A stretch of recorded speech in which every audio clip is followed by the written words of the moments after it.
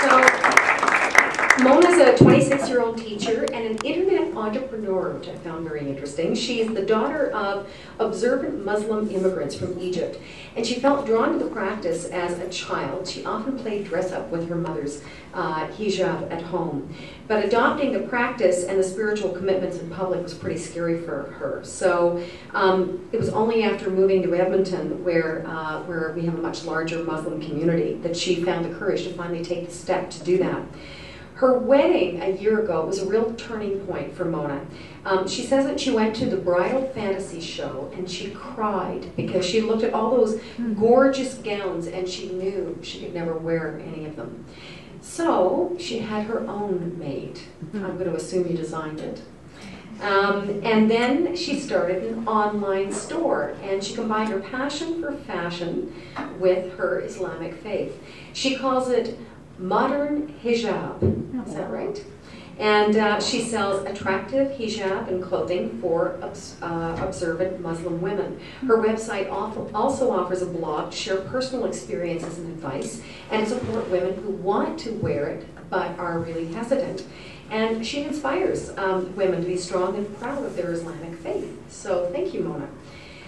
Our second panelist is Primrose, I'm not going to, Igonor, thank you.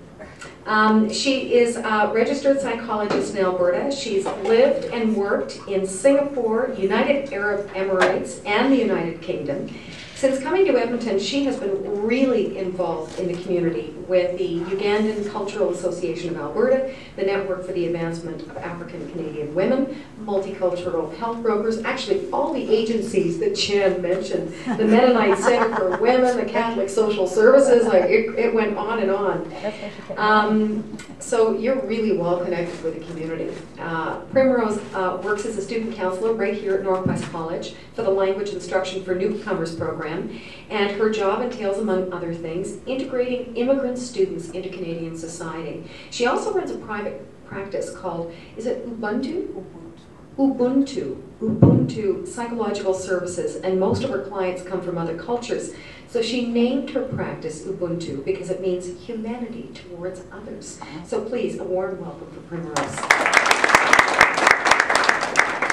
Okay, I'm going to ask Mona Gill to come up, but I'm not going to do a similar type of introduction. We're going to see her story in a short film instead. It is called Numrata, and that word means politeness, obedience, well-behaved in Hindi. Numrata is also Mona Gill's original name. Here is a National Film Board film about a tortured foreign bride's journey from being a victim of domestic violence to independent mother and successful police officer. And what did you do differently that made you successful, that made you kind of follow? You always wanted to be a police officer.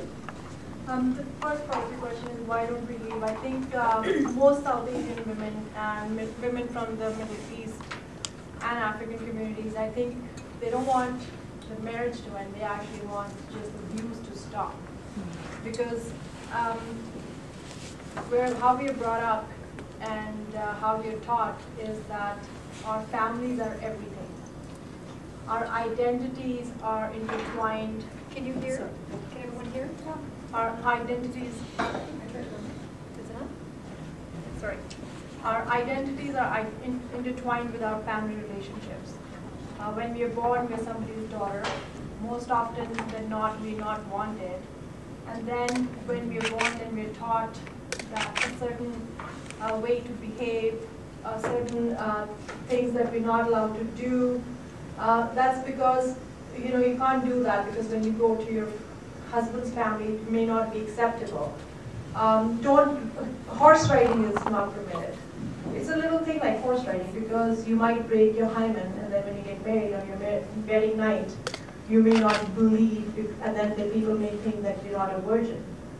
And mother-in-laws actually check after the wedding night to see if there was a stain on the bed, to see if the daughter-in-law that has come into the family is actually a virgin or not.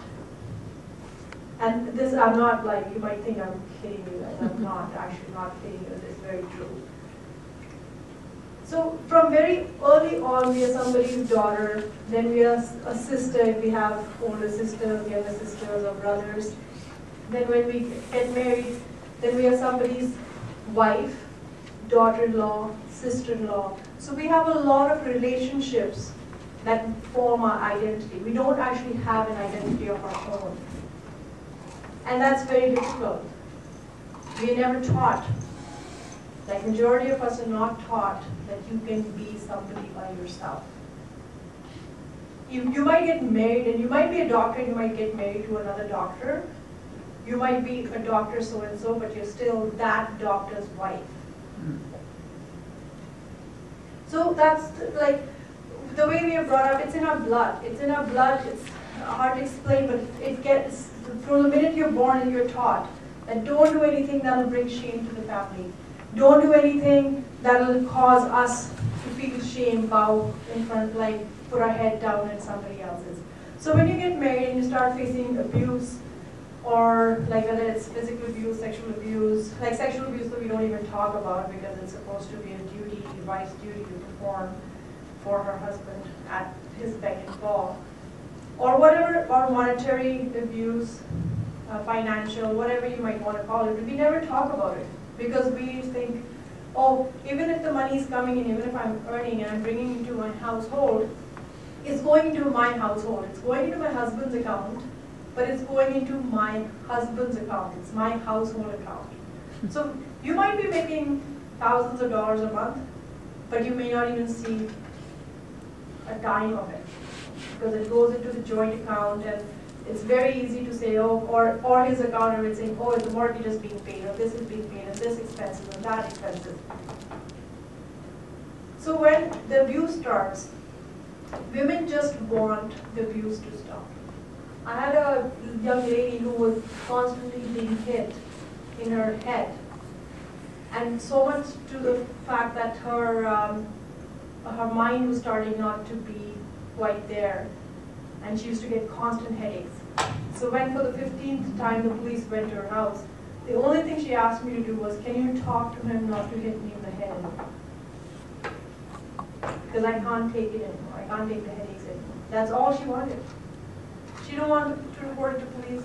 She didn't care. But that's how we are brought up. So at the end of the day, because family is what identifies us.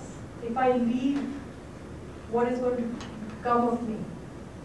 And we all know when you leave a marriage or any kind, like, financially, it is impossible to get out of it. I was very lucky. My parents supported me. Because my parents supported me, a part of the community supported me. I still remember I went on welfare for the first 6 months. It was $777.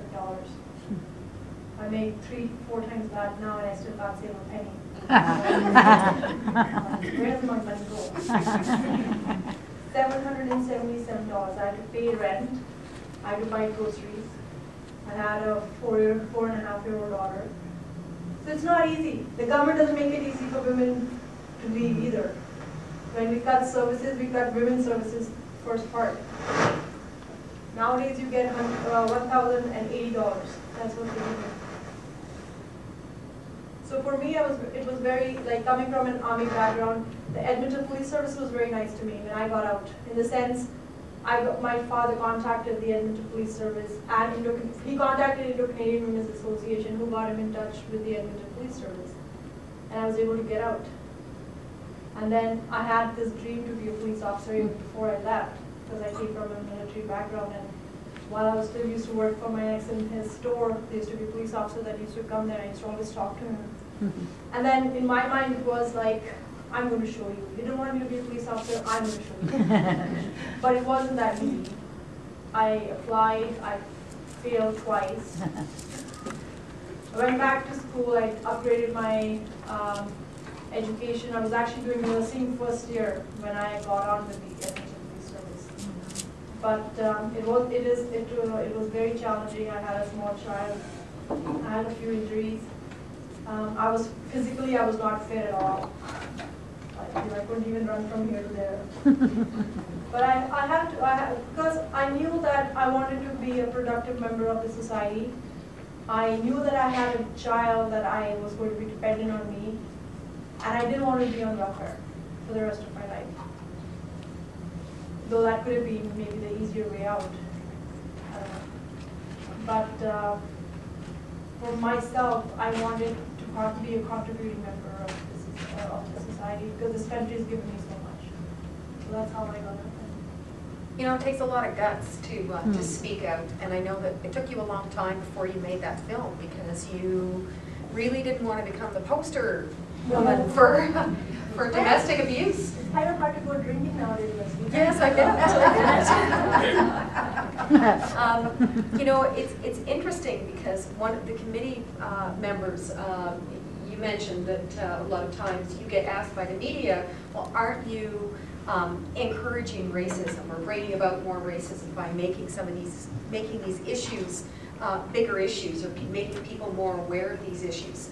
And when we had a discussion, you all had some very definite ideas about that. What do you think about sort of exposing and bringing things out into the open? You'll have to excuse me, I'm very congested, but I couldn't miss this occasion for anything in the world. But I just wanted to touch on Mona's part about identity.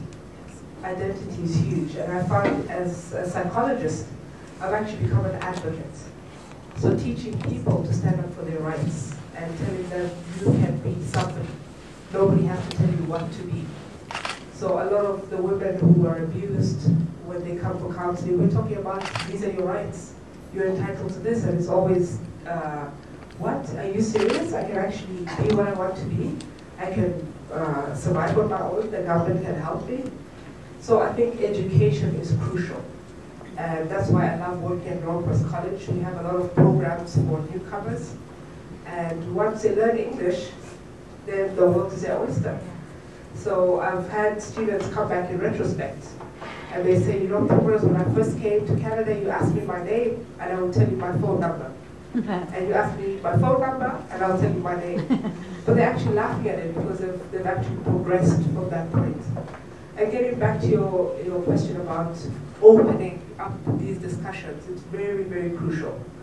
People, as just remind me of your name? Jan. Sorry. Jan says the face of Edmonton is changing, and it is.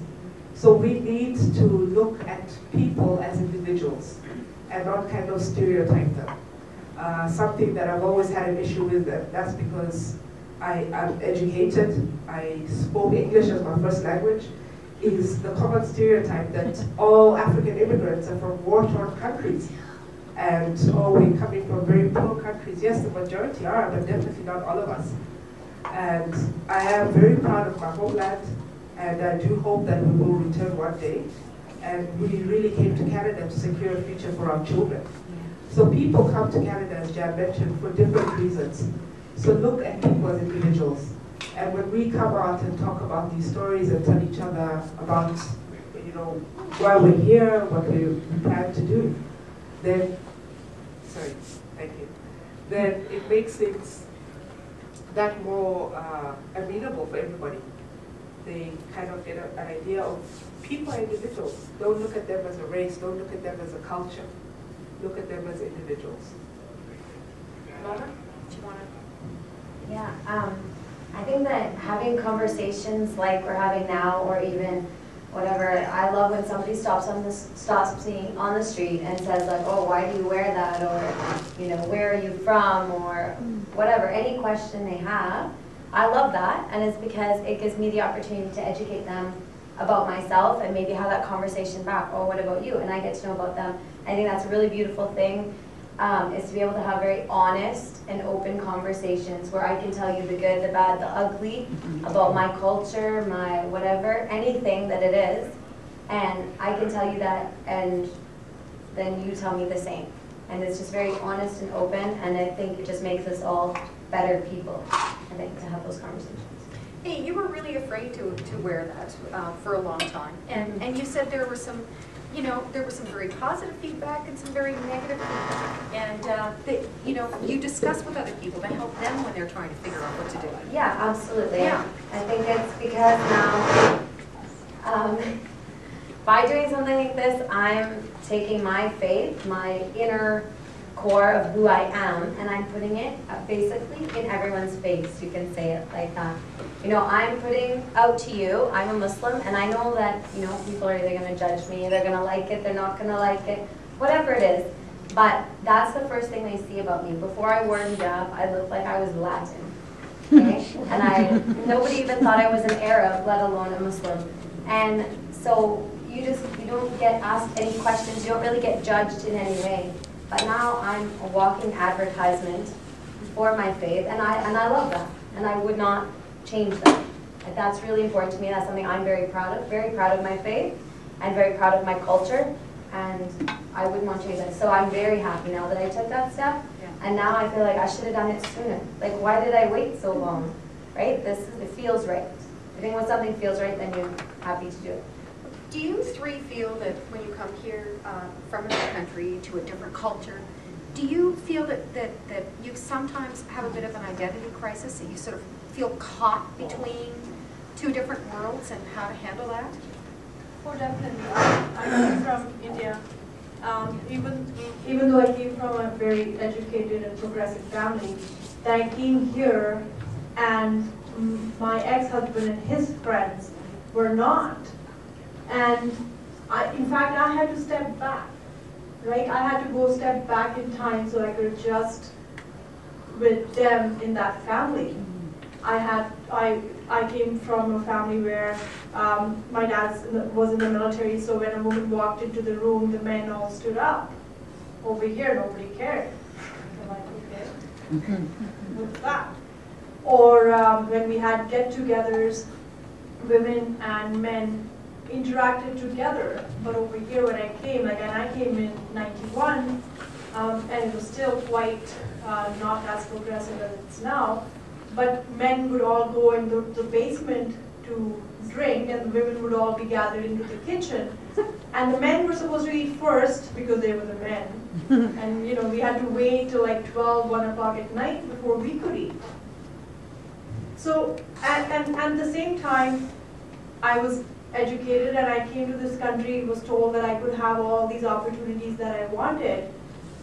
But I landed here on 28th of November '91. It was a blizzard outside and I was like, whoa, where did I come? Right? I came from a hot country where there was millions and millions of people and we were driving from the airport and there was nobody on the roads. I was like, wow. You know? But you also have a perception of coming to Canada, right? You think, or what you see in the movies or what you read. But people that are living here also have the same struggles that people that are living in their own countries have. And then you've been given this very rosy picture. You know, they say grass is always greener on the other side. It's not, right?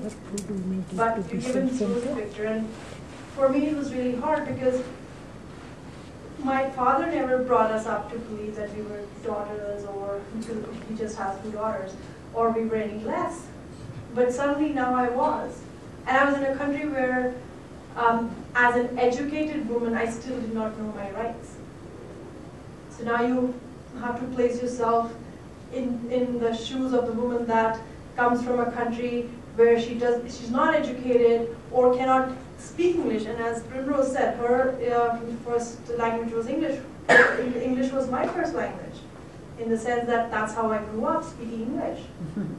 And people still go, oh, so did you learn English when you came to Canada? Actually, I find it really amazing because I tell them I actually learned Punjabi when I came to Canada. Because I didn't speak it before. I didn't know it.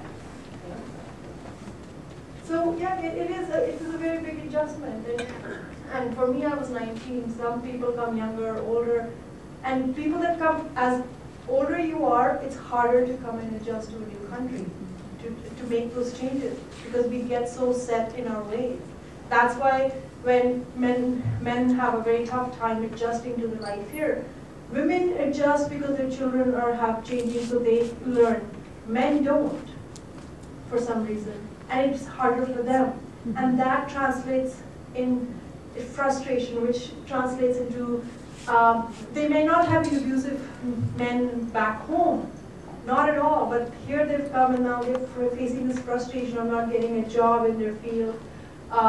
People, believe me, people treating them differently, like as you said, like, you know, they go on the, like on their outer looks, not realizing that this person may not be able to speak English, but in their country they might have been a doctor, but they are treated differently over here.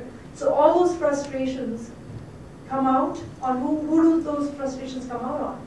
On the wife and the kids. So I think there's a lot of, we need to understand that core of the problem. Not to say all, some marriages are abusive, there's no doubt about it. But when people that had no history of abuse come here and start getting that, there is a core problem, there's another issue that's related to that, right? And we as police officers, because that's what I do, or outreach workers, or people that work in areas to help, that's what they need to find out. Why is this man who was a loving husband is suddenly turning into an abusive man? Or turning to drinking, right? Can I just add something? Yeah.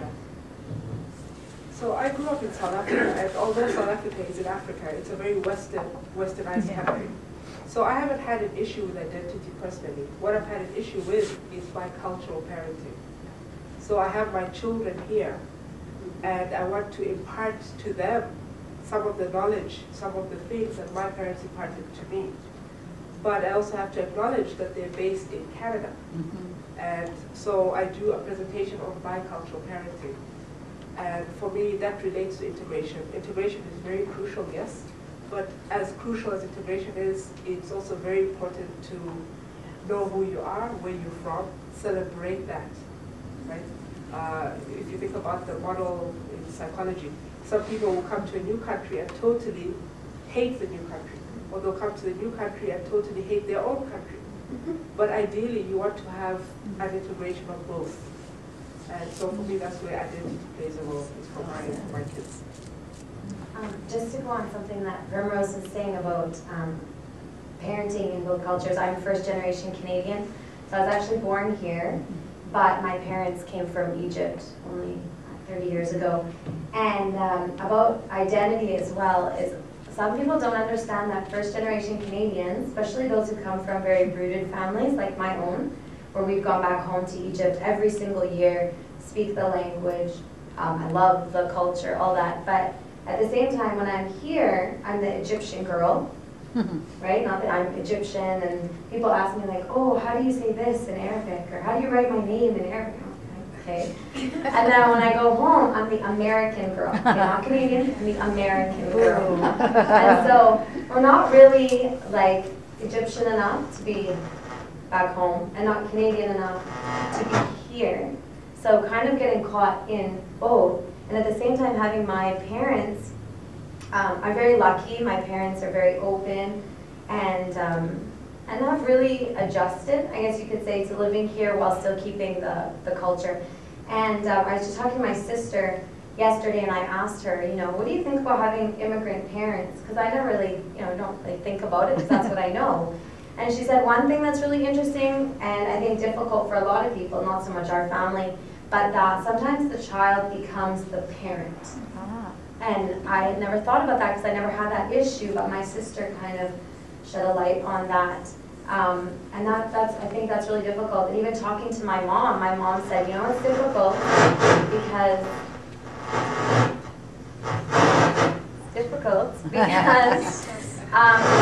can you hear without the microphone?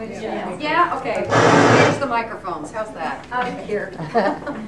So my mom had said that it was difficult because trying to still keep the culture, and with a faith like ours that is so integrated into our lives completely, that it's really important to try and find a balance. And like you're saying, trying to accommodate that you want them to learn what you wanted them to learn from, you know, the home country, but, you know, acknowledge that they're learning it here. And I think that's difficult.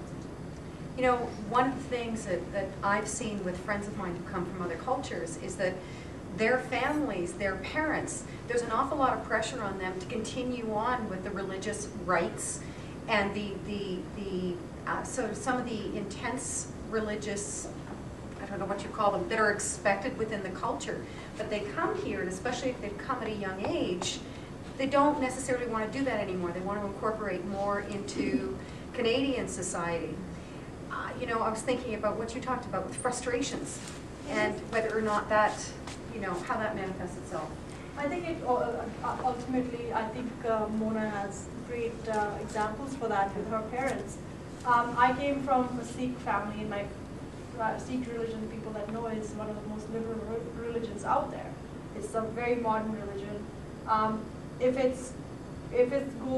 you go it by the book, then it's a very modern and a very progressive religion, because it took good from every religion and made it into a religion, and it gives women the equal power, and that's how we were brought up in our household.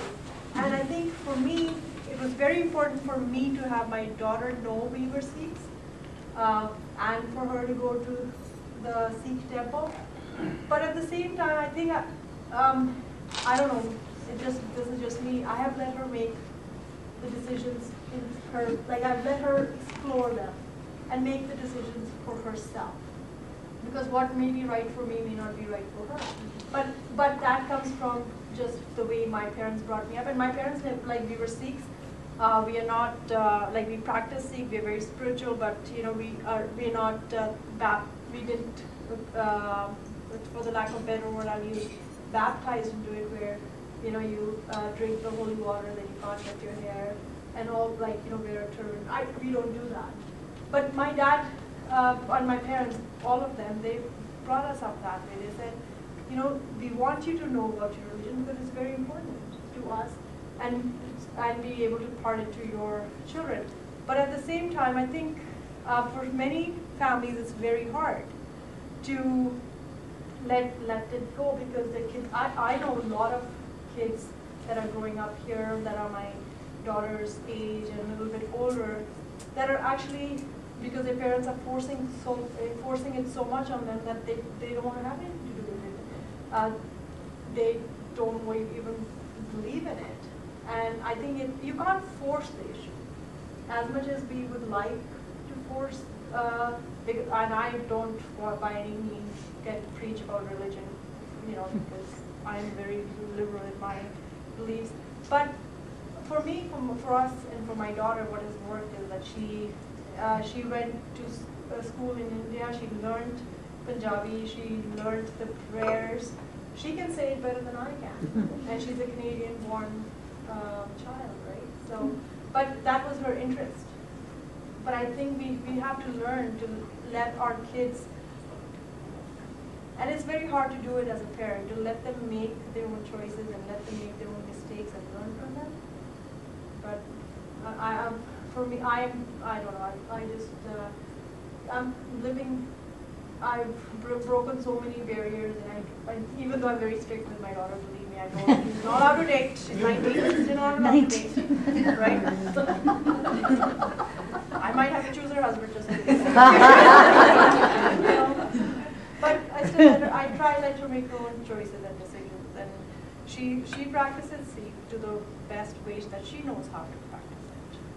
Right? So, but what we were talking about before, I think is very important. I know many Indo-Canadian people that came here in the 60s, but they forgot all about India because they did not come from a good place or not from a good family. Their children don't even know a word about their religion or their home country, and all they talk about is negatively. And I think that's so wrong, because your roots are very important. Every culture, every tradition, every country has its good and its bad. In Canada, everything's not perfect. I know, it's like, you white people don't have it right. It's not great in, like, you know, in Africa or Egypt. But it is very important to know where you come from. Even though your children are born here, it's very important for them to know where you come from where they actually come from. They might be Canadian by birth, but they come from you. So it's very important for them to know. And as long as you tell your children, educate them, tell them, and you tell them the reason why you, like, I talked to my daughter about just simple thing like she's not allowed to date. Or she wasn't allowed to date for a certain, like, you know, she's 19 now, so I don't think I can control that much longer. But when she was going through high school, the thing was, like, Mom, why can't I date? So I had to sit down and explain to her, you know, you can date if you choose to date, because you know, you're in Canada, you have the right to do it. But these are the reasons that I would appreciate it if you did not. But you have to talk, you have to have that dialogue, as Mona said, you have to have communication. Whether it's with your child, whether it's with you about explaining why I am wearing what I'm wearing, or whatever you question, you have to have an open, honest dialogue with people so that they understand. The question you'd asked before about people saying that you talk about these issues and you bring them to light. We have to talk about the issues. Because when we talk about the issues, we acknowledge we have a problem. It's not stereotyping. It's not saying all Muslim people are bad, all Sikh men are bad. No, there are a lot of good Sikh men out there. Muslims have great things in their religion, great things in their culture. The country that we have come into has great things, right? But it is very important so that we have that. It's very, very important. And that's my humble opinion. In a culture where they're allowed to question, they're allowed to disagree, right? We've come from a culture where we don't question, when we kind of say this is how it is, and that is how you're going to lose your children. So we have to kind of change our mindset as parents on how to communicate better with our children. And that brings us to the point about the girls, right? In our cultures, the countries we are coming from, we are taught that girls never make eye contact. You don't answer back. Over here, not making an eye contact is considered disrespectful and not, but so, like, it's really finding that fine balance. And honestly, when I first came and I used to work in my ex's store, I was working in the store, I was like, thank you. I would put the money on the counter. Didn't want to touch anybody, didn't want to look at anybody. You know, I think that when we're having this conversation, we have to talk about the Shafia murders, because honor killings done because I think a lot of Canadians, we'd heard certain things about happening, but to have it happen in our own country, I think shocked many people. And you would think that when something comes to light like that things change, but how much do you think things have changed? Are they changing? You know, does that make a difference when people see that they want to make those changes? And the changes are coming where we are educating people, educating the frontline workers. We are educating people to let them know that it's not the whole community that's like that. It's just sections and parts of it. It's just like having the family abuse section and parts. It's not the whole community problem. But it's a problem that we need to talk about it. We need to educate ourselves about it.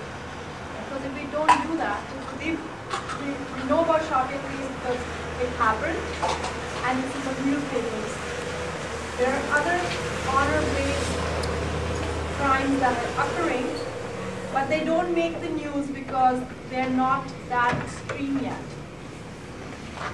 We've had the Shafia case happen, but we also have that young girl in Toronto that was refused to wear hijab, and then her mother said, "Oh, I thought they were just beating her up."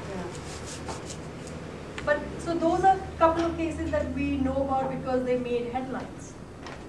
But we don't know about many cases because they're happening, but nobody's talking about them because they've either not been reported in police or they were not severe enough to make headlines nationwide. They might have made headlines in their own city, but they haven't made headlines. Like they've had a couple in Ottawa, but they haven't gone national, right? So that's why when we start discussing the issues, to take away from the stereotyping, but it's educating the frontline workers, because when they do go to investigate a supposed family dispute at the house, then they need to start looking for other things that are happening to be able to determine whether there is some honor-based violence going on or not. Right? So that's my take on it. I think for me the most important thing I learned is that honor killings is not about religion. No. And I think that is a message that a lot of Muslims need to get out there.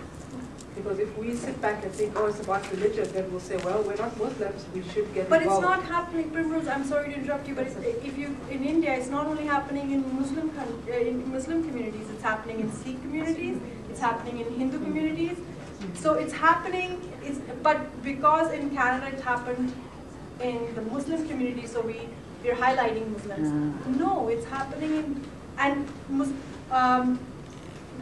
Muslims are not just from Middle East. They are from Europe, they are from Africa, they are from India, they are from Indonesia, they are from Bangladesh. So, you know, then again, that comes back to that stereotyping, right? We just look at an Arabic or a Muslim person who are walking out, they are just I think like one thing we need to separate is the difference between culture and religion. Yeah. And that, I think it's really important because people make stereotypes. I think stereotypes is one of those words you're going to hear like a lot in this conversation. And I think by separating the two, you can kind of go to the root of the problem a little bit more because you're not being mixed up between two very different things.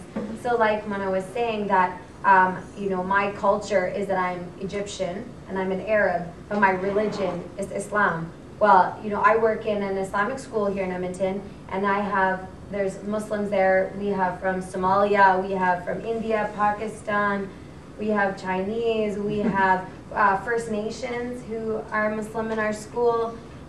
So that's the difference. And when people say, oh, you know, honor killing only happens in Islam, well, no. Like, you know, which group of Muslims, you know, does that happen to? Or Muslim men beat their wives. Okay, wait, like it's not all Muslim men beat their wives. Which do? Or anything, not just about Islam, but that's my personal experience, but anything like that, we have to separate the two so that you can kind of tackle the issue a little bit better and say, because sometimes culture can be sometimes stronger than religion a little way, and the culture definitely influences how you practice your faith. So how myself as an Arab Muslim practice my faith might be different than an Indonesian Muslim practices Islam. It can be totally different, might almost look like two different religions, but the root is still there as a religion, but the culture definitely has a huge influence on the way you practice your faith. And I'm sure it's the same in Christianity and Judaism and Sikhism and Hinduism and all those different things. How you practice it, depending on your culture, makes a big difference. I know we got some questions. Go ahead. I'm going to stand up because I can't talk sitting down so well. So, my name is Sudha, and I'm born and raised in India. And I think one of the things that happens from my experience, both as an individual woman living in Canada and also as a practicing psychologist, is that we tend to treat visible minorities or, you know, identifiable minorities as though they were one homogeneous monolithic group. And so that the minute we talk about honor killings, we sort of associate that currently through media and through whatever our learnings, little bits of learnings we have, and we associate that with a particular group. And we associate certain kinds of domestic violence with other particular groups. And what happens is it puts people like myself who are visible and identifiable in a very defensive kind of a position about our communities. So we get protected. And community, we say, why doesn't the community stand up? Why is it that they're so, you know, closed-minded about talking about this issue? It's because we have been put in this pigeonhole that we are violent, we are the other. And so the mainstream community treats us like the other. And we get, when I first came here and I would read something dreadful that happened in the newspaper, I would say, oh please, let them not be from India, let them not be Indian. Yeah. Because, I mean, then the minute that happens, everybody's painted with that brush. And so it becomes a huge problem. And so when we talk about why is it that, you know, when you hear the remarkable story of Mona Gill, you know, and you have to say, so how come, you know, how come it is that the community couldn't have supported this horror that was going on in her life? It's partly because we get very defensive and we say, you know, people are going to look at us as though we are illiterate, we are barbaric, we are uncultured, uneducated. And I beg to differ. I think we all have traditions and cultures that span a lot longer than some cultures and traditions that are here. But it's not a matter of comparison and, say, establishing a hierarchy. It is, as has been pointed out by the panel, looking at understanding a culture, but within the culture, there are people. They're not just this one glob of Indians or Muslim or, brown people or short people. And so if you don't see us as separate, you're going to treat us as the other. And you see yourselves as separate individual beings, but sometimes you don't see us in that light. Thank you. And when you travel, it's the opposite as well. If you were a white Anglo-Saxon Canadian traveling, living in India or Africa, you're in exactly the same boat. So I think it's a cultural thing. And I think, we grew up in India, so we were not the minority. Yes. And we have to adjust to becoming a minority by virtue of geography. Exactly. Nobody's a minority in their own homeland. Exactly. Did you want to? Yeah, I want to say, I want to go back to the Shafiqa or Shafia case. Yes. Okay, I feel that the system failed that family. Okay, they didn't understand. Even when they brought an expert to the court, she said honor killing is is acceptable in that society. It's not. It's not Islamic. It's not accepted by any culture. Okay. Killing is not human, and no one accepts that. The thing is, mainstream Canadians could kill anytime. And we have cases even in Edmonton. That man that he killed his wife cried on TV, oh, please come back, and he killed her. Other killing always happens. A doctor killed his girlfriend because she left him. So we have to have a system and the police to understand. Instead of going to the Shafia family, and the father coming from Afghanistan with that culture can't accept his girls, the way they dress. Even for me, I don't accept it. And they were going out with boys, even one married behind his back. Instead of trying to deal with it, no, it's a cultural thing, and the man didn't get any support. The girls didn't get any support because they had that. So the result is that kind of thing. I think we have really to educate that. Also, we have to use abuse or violence as a mainstream issue. We don't attach it to a culture. I am, from that certain community. It happens because I am from this community. It's not. It's a Canadian problem, and it goes everywhere, and it happens everywhere, and we have to deal with it, and we don't attach it to some people, so we say, they have an excuse to do it. It's not. So every time I go to a workshop, it's always about certain culture dealing with violence against women. But I never go to a workshop, just a mainstream thing dealing with violence, and it happens. Unless we are trying to, be blind and not look at it and just look, because, those people just came here, and they come here, and I heard it. They come here with all their problems and violence, and, we are not like that. Yeah, you are like that. So we have to deal with that.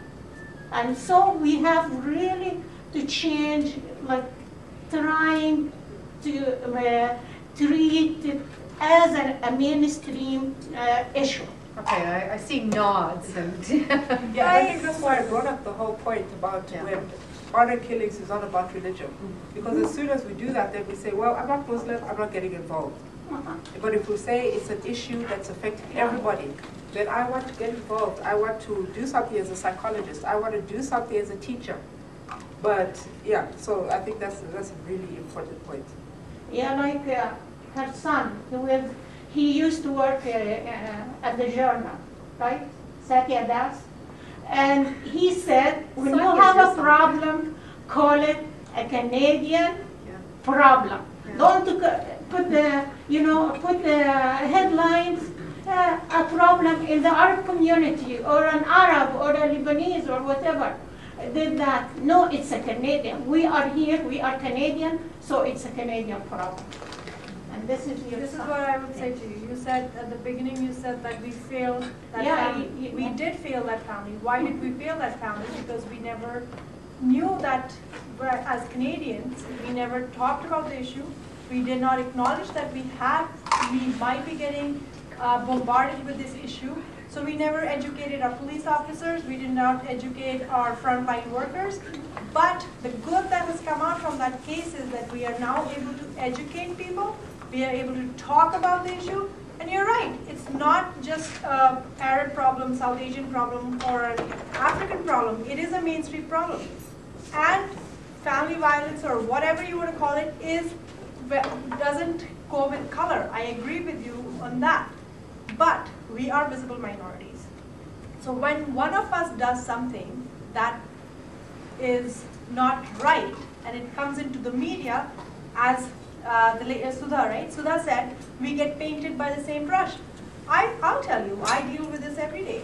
I arrest a lot of people that are of brown skin, and they have done a lot of bad stuff, and then when they get arrested, they'll be calling me, oh, my daughter, oh, my sister, do something for us.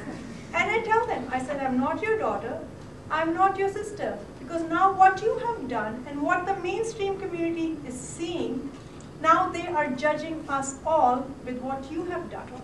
So now you have to work 10 times harder to show to the mainstream community that all of us are not like that.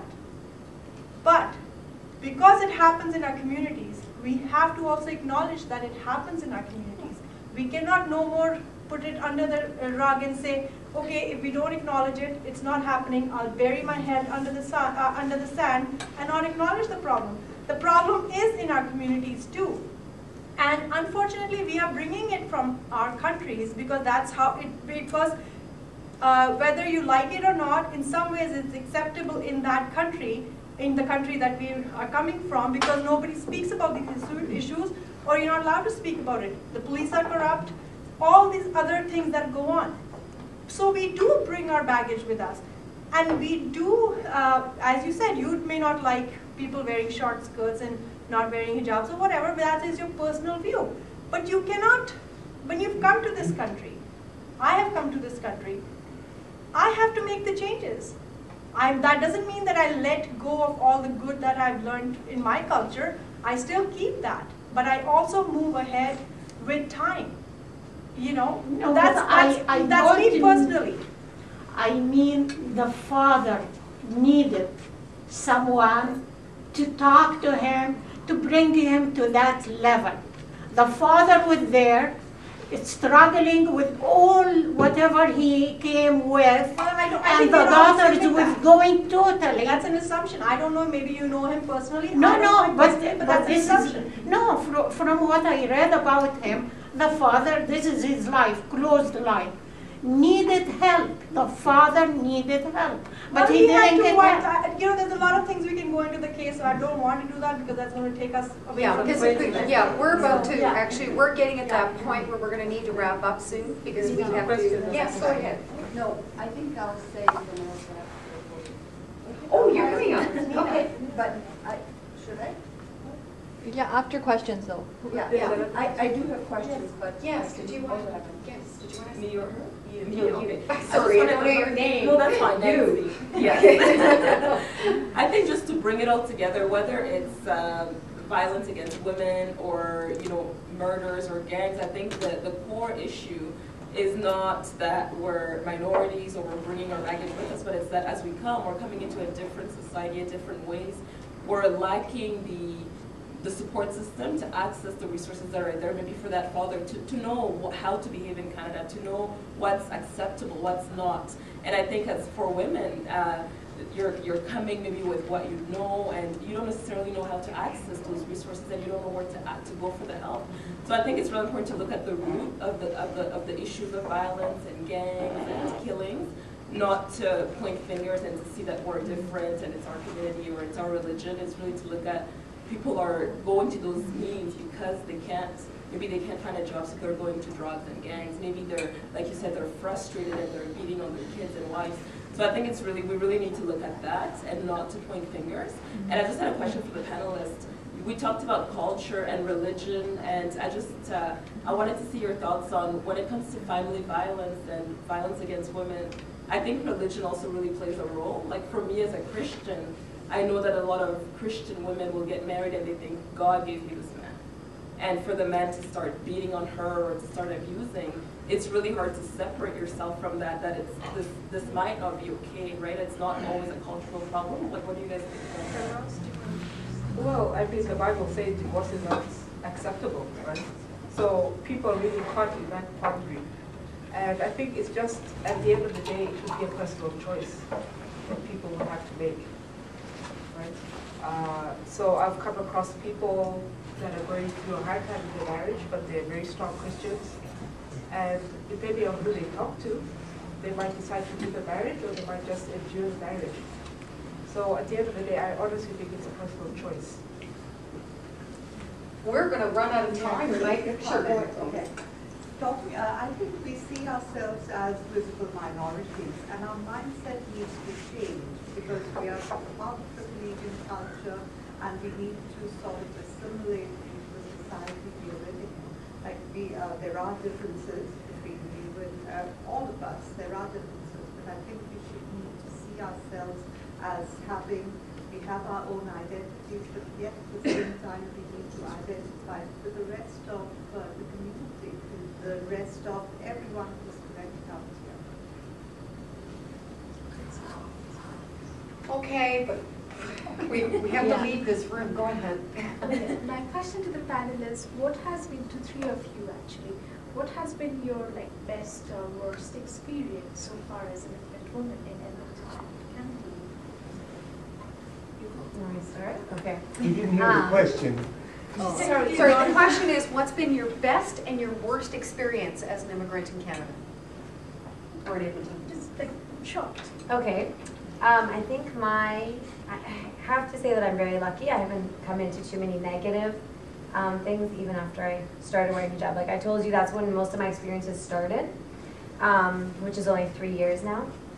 But I did have one guy kind of lean out of his truck. I was just minding my own business, walking on the street, and he said, nice rag on your head.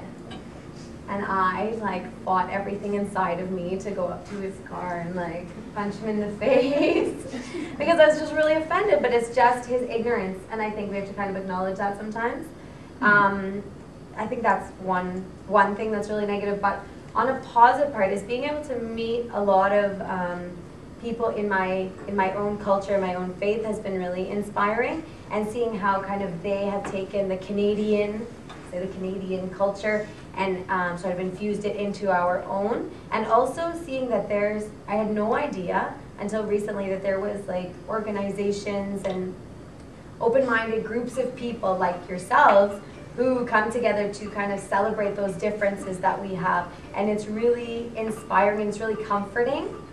As somebody who's kind of exploring those things about themselves, to be like, wait, there's other people who kind of respect that I'm a Muslim, or other people who admire that, I'm Egyptian, or that kind of thing, or who are interested, who want to know anything about me as a person, as opposed to just lumping me in with everyone else. That's mine. For me, I think probably my worst experience was when we lived in the UK. So we lived in Bristol, and all the men called me love. So I go to the store and they call me love. Thank you, love. And I honestly felt like they were hitting on me. Yeah. And I went to my husband and I was like, what the heck is going on? What am I doing wrong? Right? And to start to learn those intricacies of different cultures. So love is just, girl or something. It's just a positive way of referring to you. But honestly, my best experience, I have actually become more African being in Canada. Very proud to be African, especially for the sake of my kids. My one son was born in Singapore, the other was born in Canada.